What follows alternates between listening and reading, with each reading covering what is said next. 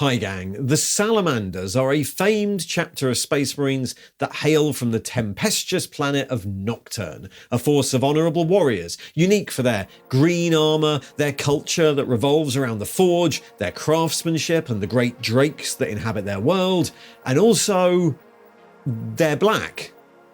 Right? Well, it's complicated.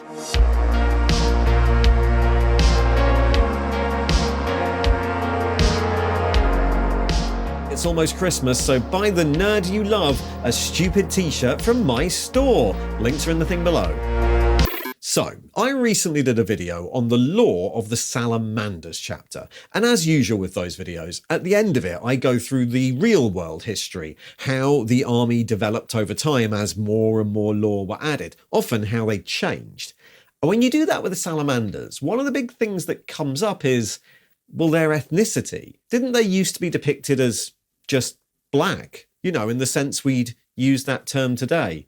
Oh, as an aside, there's going to be a lot of mentions of various races and ethnicities in this video. That's the nature of the video. I'll be using the standard terms that are used where I live, in London. So that's black and white, sometimes Asian. I realise those terms have different implications around the world, but where I live, they're pretty neutral unless you're, you know, actively trying to be a dick, which is not the intention here. I'm also aware that terms like those, or even terms like ethnicity, might not mean the same thing in the far, far future of Warhammer 40k, where humans are so disconnected from the experience of people today. It's certainly possible to make a much more complex video about what terms like, say, black means in the 41st millennium. I'm not really qualified to make that one though. What I can do is talk about what toy soldiers were released when and have a few guesses at why. Anyway, despite the massive diversity of humans that exist in the 40k universe, actually getting Games Workshop to pin down something like the intended ethnicity of a model has historically been extremely difficult. They've attempted to avoid this question so much that they've changed the lore of the chapter a few times, finally settling on the idea that the Salamanders are some sort of charcoal-skinned lava people due to a flaw in their gene seed, rather than just paint some models with different skin colours. And nowadays, with Games Workshop operating much more like a modern company and attempting to diversify their range, this does seem a little bit weird sometimes.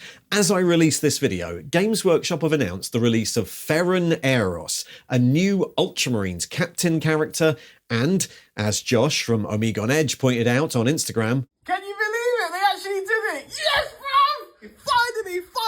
Finally! Oh my days! Can you be finally a black named character with a model? The first time! This is what it feels like to be represented in your favourite hobby, man. Yeah, Ferren is the first named, canonically black Space Marine character ever to get a model in 38 years of Warhammer 40k. Which, you know, feels weird. But Games Workshop did have a prime opportunity to do this years before. The ethnicity of the Salamanders chapter is an interesting subject because it's been a point of conversation since their very introduction, and it provides a neat summary of how Games Workshop have attempted to deal with diversity, or not, in their model range over the decades. So let's start with a simple history of how the Salamanders have been depicted. The first mention of the Salamanders chapter of Space Marines dates from 1989. They were introduced in White Dwarf 101 during the original Bad Ab War article, a story of a civil war between Space Marine chapters that was designed to show how inherently unstable this Imperium was, but the article was pretty short. The Salamanders weren't given any lore, and they were pictured here in their original scheme of black and yellow stripes, but that's the only image, and we don't really get any more details. However, this would be followed by the Space Marine painting guide from later in 1989. This is a simple booklet really, showing modelers how to paint 4 Space Marine chapters, the familiar Space Wolves, Blood Angels and Ultramarines, and playing the role of the Green Marines here, since the Dark Angels weren't really a popular thing yet, the Salamanders.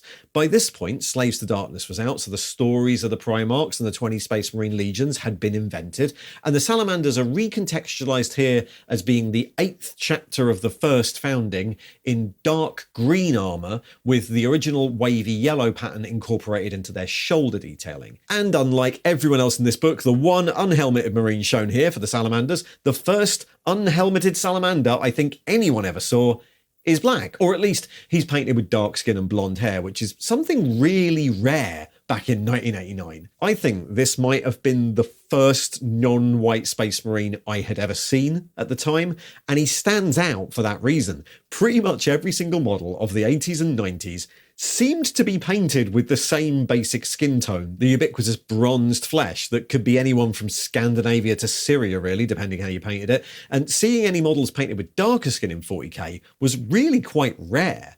I don't think that was a deliberate choice by Games Workshop, that would come later, but more the product of a very small, mostly white studio in the 80s, painting their models the way they knew how, for marketing and sale to a largely white customer base at the time. Nowadays, we could look back on that and comment on it being the same sort of structural racism that affects a lot of industries. I would guess at the time that painting models white seemed normal to the painters and any other colour an exception or a choice. And I doubt that question really crossed a lot of people's minds much, but for whatever reason, whoever painted this Marine decided to do something different.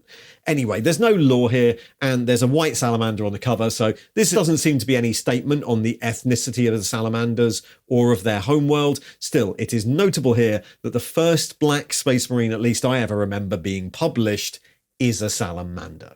We then move on to the 90s, where Games Workshop incorporated and massively expanded into an international enterprise, and like many of the lesser-known parts of the lore, the Salamanders basically disappear when the main games are relaunched with a more mass-market makeover, which is also when the big 4 chapters become the focus: Ultramarines, Space Wolves, Blood Angels as before, but this time with Dark Angels as the green guys. The Salamanders are depicted briefly on the cover of Battle for Armageddon, and they're mentioned in the listings of the first founding chapters, but 1995's Codex Ultramarines, the closest thing 2nd edition had to a Space Marine Codex, doesn't even show an image of them. It wasn't until the early 2000s that the Salamanders would get something of a renaissance. This is first hinted at in the 3rd edition Space Marine Codex from 1999. The book still doesn't feature any images of the chapter, but it includes a Salamander's special character, Chaplain Xavier, and a bit of in-world text on the traditions of various chapters. This states that Nocturne, the chapter's homeworld, is a volcanic planet,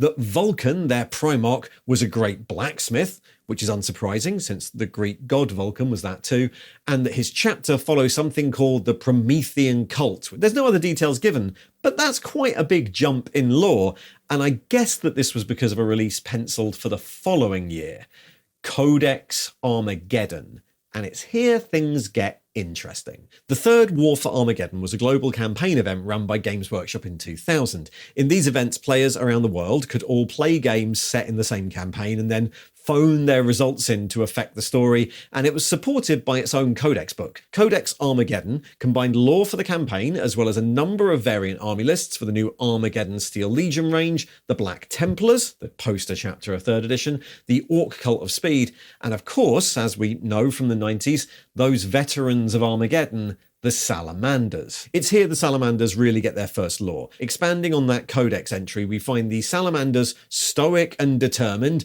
derived from the people of Nocturne, who are a particularly hardy people who are strong and muscular because of the high gravity of their planet. That's the only physical attribute mentioned here. The Salamanders' army, photographed for the book, painted by Neil Green, has a number of models with darker skin, including this captain, who looks a bit like an homage to that original model with the bleached blonde hair. But the accompanying illustrations, all commissioned for this book, portray the Salamanders Marines a little differently. While the models have both black and white Marines, every single illustration here pretty clearly depicts Salamanders as being black. This doesn't feel like a coincidence. Someone at Games Workshop, maybe inspired by that original Marine, maybe attempting to show the diversity that should be present in the Imperium, had decided that the Salamanders chapter should be depicted as black, and that decision was adhered to for years after this. In White Dwarf 274 from November 2002, we get a much wider look at the Salamanders in this Index Astartes article, which reuses all those illustrations, this time posted much larger, and this article is reprinted with slight alterations in the Index Astartes 4 book in 2004. And in the following edition, the 4th edition Space Marine Codex, that same art is used again, along with a showcased salamander model painted with dark skin. Now, none of these articles state anything explicit about the ethnicity of Nocturnians or Salamanders. In both articles, it's just mentioned that when the Emperor arrived, the people of Nocturne thought he was pretty pale, and the Emperor is usually depicted as looking Middle Eastern.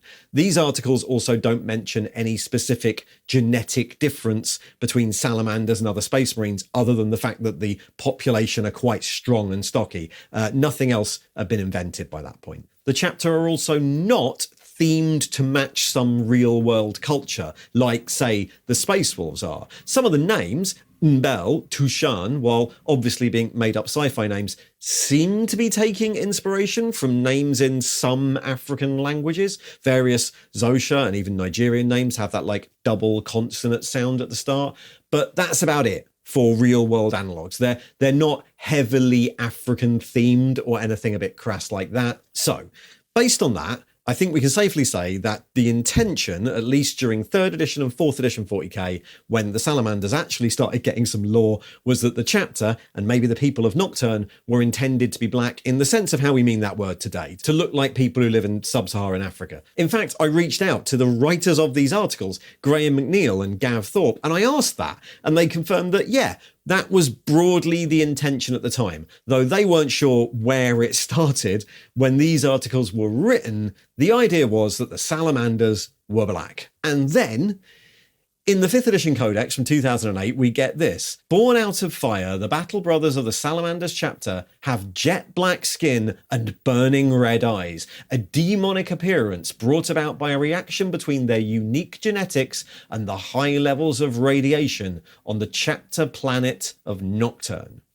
So, that seems like quite a deliberate change. At some point between 2004 and 2008, the policy became that the Salamanders weren't just, ethnically black people, but that they had coal black skin due to radiation interfering with their unique genetics. And that was then tied into some new lore about how they're the nicest Space Marines, but they look the scariest. So, instead of just having a non-white chapter or having a non-white army, the company at the time decided to step back from that and just steer the story towards sci-fi genetics instead. Even for the early 2000s, that feels like a weird choice, so why do it?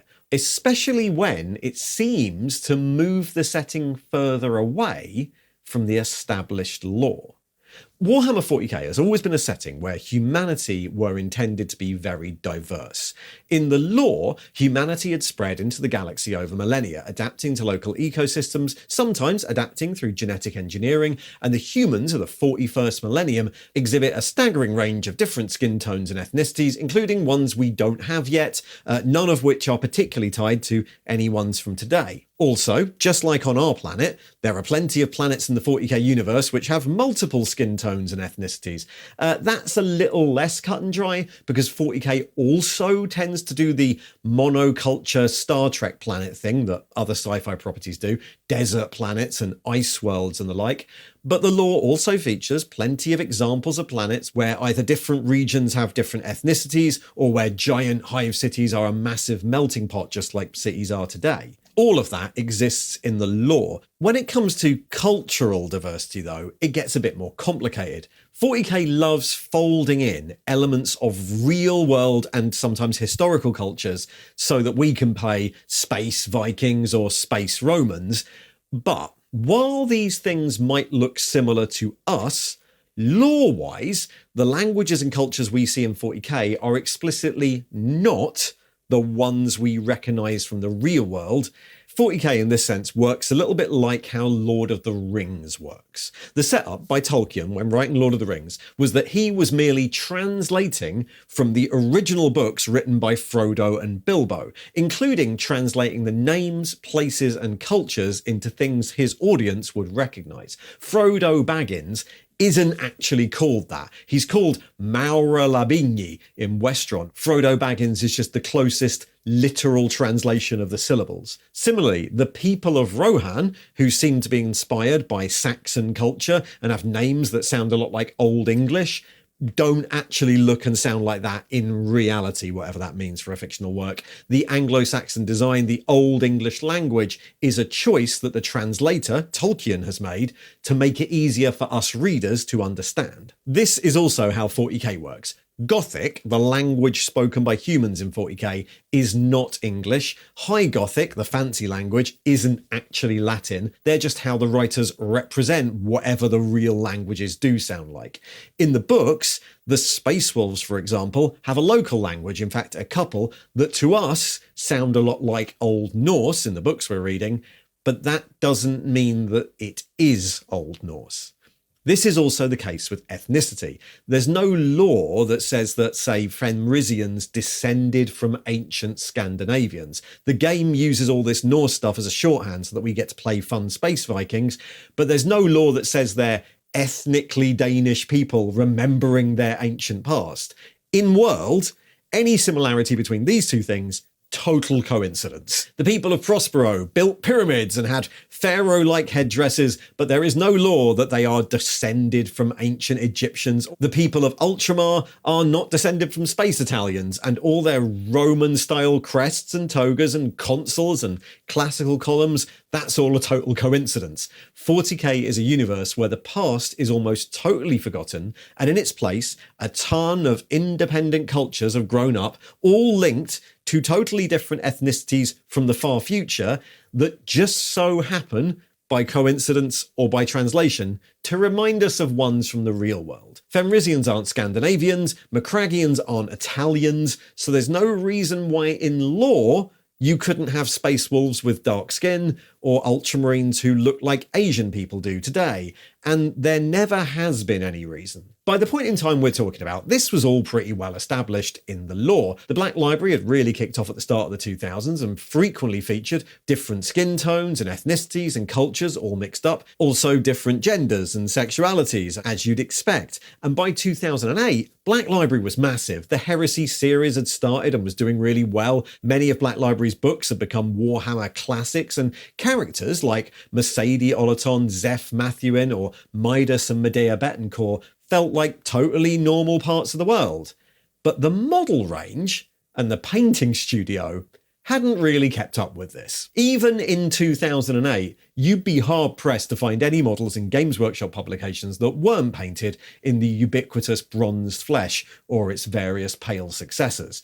Even ranges that absolutely could have been painted in more diverse schemes just weren't. Warhammer in its lore was a crazily diverse world full of every single sort of human being imaginable, but Warhammer on the table was just white guys, and Space Marines were all white guys too. Other than the Salamanders, the only exception I can remember from back then is this Karl Kopinski White Scar image, and I don't think it's particularly conclusive. And look, I've already spoken about how this ended up that way, but we're not talking about 1989 anymore. This is the mid-2000s now, and Games Workshop is an established international corporation. The overwhelming whiteness of the model range was starting to feel a bit odd.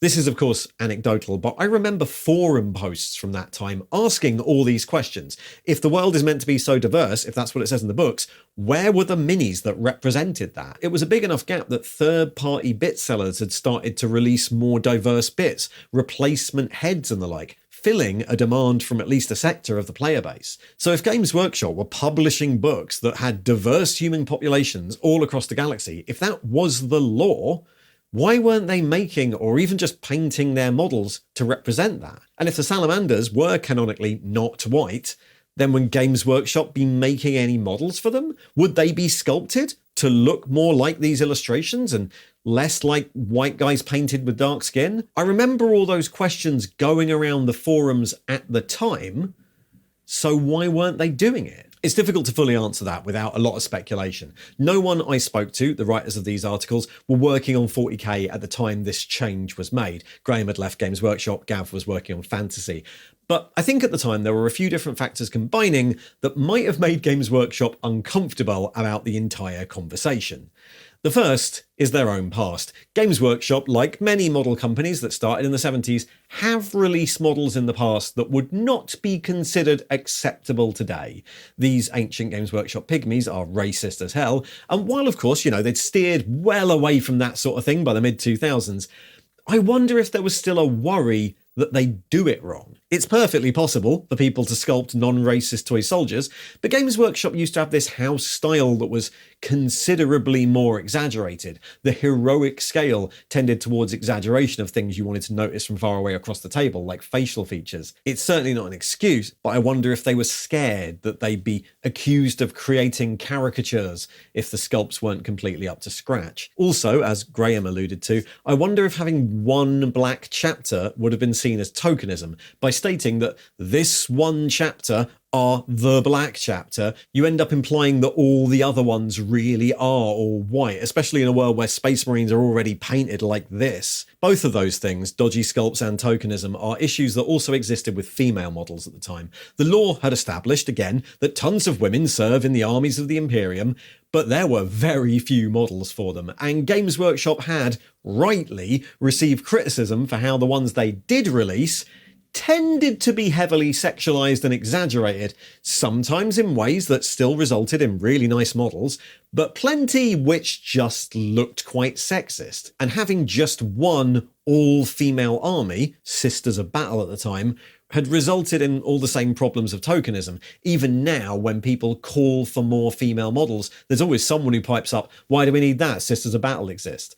By having the one female army or the one non-white army, you end up making something that should be a normal part of the whole universe into a box that one single army ticks. Also, as Gav suggested, it's possible that the decision to make the Salamanders into lava people came first. Either that this was decided on independently, or it was just always intended to be the case. That Salamanders were always intended to have a gene seed fault that resulted in pitch black skin, made them look like demons. It was just interpreted wrongly between 2000 and 2007. And yeah, in that case, describing the only black chapter that you have as being that way because of a gene seed aberration would sound pretty racist, yeah. That would make a lot of sense, but I'm not sure I buy it. In all the reading for this, I couldn't find anything about unique genetics and radiation before the 5th edition codex, and accidentally depicting them wrong for 8 years seems like a bit of a stretch. From 2008, from 5th edition onwards, all those other first founding chapters were slowly expanded. 5th edition gave us Vulcan Hestan, who, unlike Chaplain Xavier, actually came with a model. Following editions would release chapter-specific supplement books, and those 9 first founding chapters were all built into discrete factions. I think if that was the plan going forward, then maybe there was a bit of pressure on Games Workshop to actually decide if the Salamanders were black or not, and to be honest, I think they just chickened out. Games Workshop at the time were notoriously closed off as a company. They didn't market, they didn't communicate with fans, they'd shut down their brief experiment in forums, and there was a general tone of, we release the models we want and you buy them and that's it. I can totally see them looking at the controversy, the people in forums asking for clarification, the third parties releasing different non-white headsets, the fans hoping that now the Salamanders were being written up, they'd get a proper release, and just opting to avoid the question entirely. Yep, they're charcoal demon people, now we don't have to talk about it anymore. What I think they should have done is the same thing that Games Workshop would actually do about a decade later. Diversify the entire range and Salamanders wouldn't feel tokenistic, but they didn't do that. And we ended up with charcoal black lava people forevermore. The Salamanders were expanded, their lore was built out, starting with Nick Kime's Tome of Fire trilogy from 2009 onwards. That lore was then folded backwards into the Heresy books.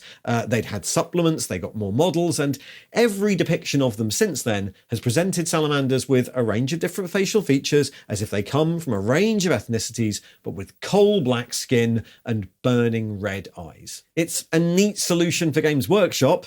It means they can sort of preserve the previous fluff while giving the Salamanders something unique and weirdly sci-fi, but while avoiding any conversation about ethnicity. But really, all they're doing here is kicking the ball down the road. In 2008, apart from our new friendly lava demon people, all the other models were still being painted white. It would be well over a decade until the company caught up with this. Since the management changes of around 2015, Games Workshop have engaged in modern digital marketing, have been much more forthcoming in communications with fans, looked into what the customer base actually wants through surveys, and then made deliberate choices to diversify the models they produce and how they paint them. In the last couple of years, it's been rare to see a model kit that doesn't include male and female options and heads from a variety of ethnicities painted in a variety of skin tones.